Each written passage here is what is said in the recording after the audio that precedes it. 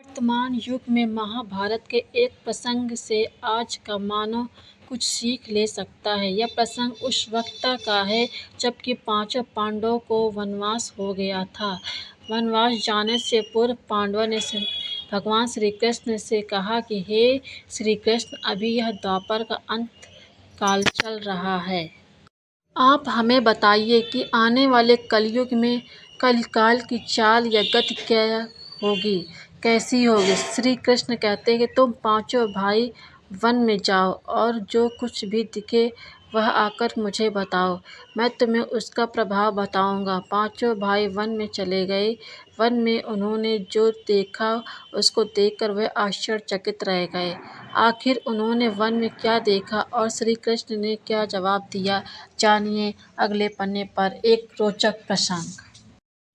युधिष्ठिर ने क्या देखा। पांचों भाई जब वन में रहने लगे तो एक बार चारों भाई अलग अलग दिशाओं में वन भ्रमण को निकले। युधिष्ठिर भ्रमण पर थे तो उन्होंने एक जगह पर देखा कि किसी हाथी की दो सूंड हैं। यह देखकर युधिष्ठिर के आश्चर्य का ठिकाना नहीं रहा। अर्जुन ने क्या देखा। अर्जुन दूसरी दिशा में भ्रमण पर थे। कुछ दूर जंगल में जाने पर उन्होंने जो देखा उसे देखकर वे आश्चर्य में पड़ गए। उन्होंने देखा कि कोई पक्षी है, उसके पंखों पर वेद की रचनाएं लिखी हुई हैं, पर वह पक्षी मुर्दे का मांस खा रहा है। भीम ने क्या देखा। दोनों भाइयों की तरह भीम भी भ्रमण पर थे। भीम ने जो देखा वह भी आश्चर्यजनक था। उन्होंने देखा कि गाय ने बछड़े को जन्म दिया है। जन्म के बाद वह बछड़े को इतना चाट रही है कि बछड़ा लहूलुहान हो गया है। सहदेव ने क्या देखा। सहदेव जब भ्रमण पर थे तो उन्होंने चौथा आश्चर्य देखा कि 6-7 कुएं हैं और आसपास के कुओं में पानी है, किंतु बीच का कुआं खाली है। बीच का कुआं गहरा है, फिर भी पानी नहीं। उन्हें यह देखकर घोर आश्चर्य हुआ कि ऐसा कैसे हो सकता है। नकुल ने क्या देखा। नकुल की भ्रमण पर थे और उन्होंने एक आश्चर्य घटना देखी। नकुल ने देखा कि एक पहाड़ के ऊपर से एक बड़ी सी शिला लुढ़कती हुई आती है और कितने ही वृक्षों से टकरा कर उन्हें नीचे गिराते हुए आगे बढ़ जाती है। विशालकाय वृक्ष भी उसे रोक ना सके।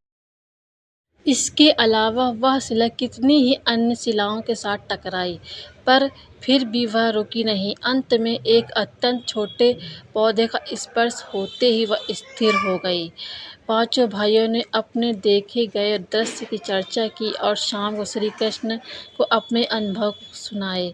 सबसे पहले युधिष्ठिर ने कहा कि मैंने तो पहली बार 2 सूंड वाला हाथी देखा। यह मेरे लिए बहुत ही आश्चर्यजनक था।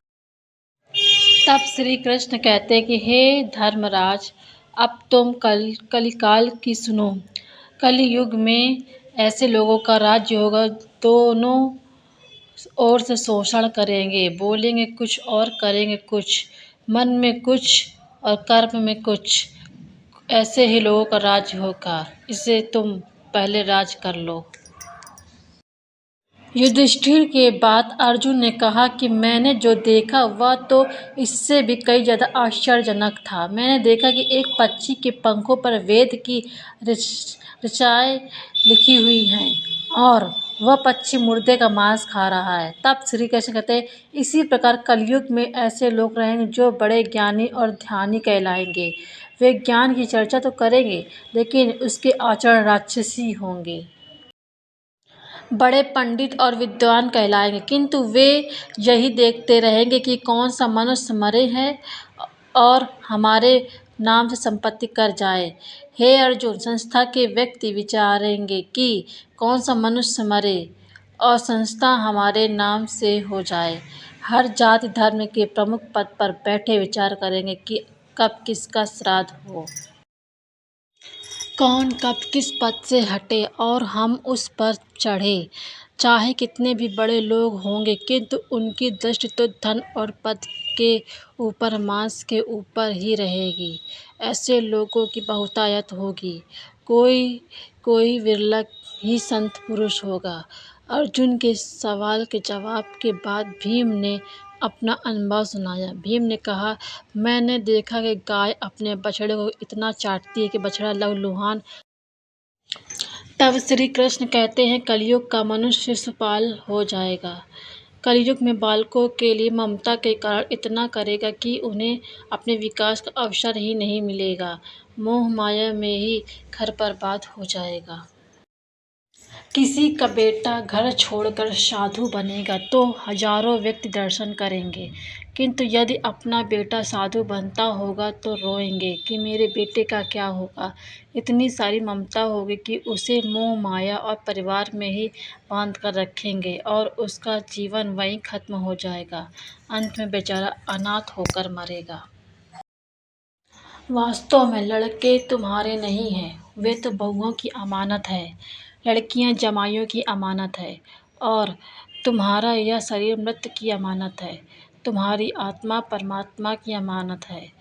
तुम अपने शाश्वत संबंध को जान लो बस। भीम के बाद सहदेव ने पूछा, हे श्री कृष्ण, मैंने जो देखा उसका क्या मतलब है। मैंने यह देखा कि 5-7 भरे कुओं के बीच का कुआं एकदम खाली है, जबकि ऐसा कैसे संभव हो सकता है। तब श्री कृष्ण कहते हैं, कलयुग में धनाढ्य लोग लड़के लड़की के विवाह में, मकान के उत्सव में, छोटे बड़े उत्सव में तो लाखों रुपए खर्च कर देंगे, परंतु पड़ोस में ही यदि कोई भूखा प्यासा होगा तो यह नहीं देखेगा कि उसका पेट भरा है या नहीं। उसका अपना ही सगा भूख से मर जाएगा और वे देखते रहेंगे। दूसरी ओर मौज मदिरा मांस मच्छर सुंदरता व्यसन में पैसे उड़ा देंगे, किंतु किसी के 2 आंसू पोंछने में उनकी रुचि न।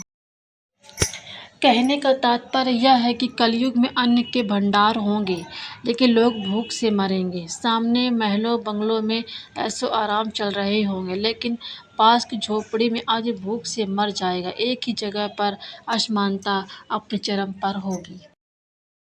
सहदेव के बाद नकुल ने श्री कृष्ण को बताया कि मैंने भी एक आश्चर्य देखा। वह यह कि एक बड़ी सी चट्टान पहाड़ से लुढ़की।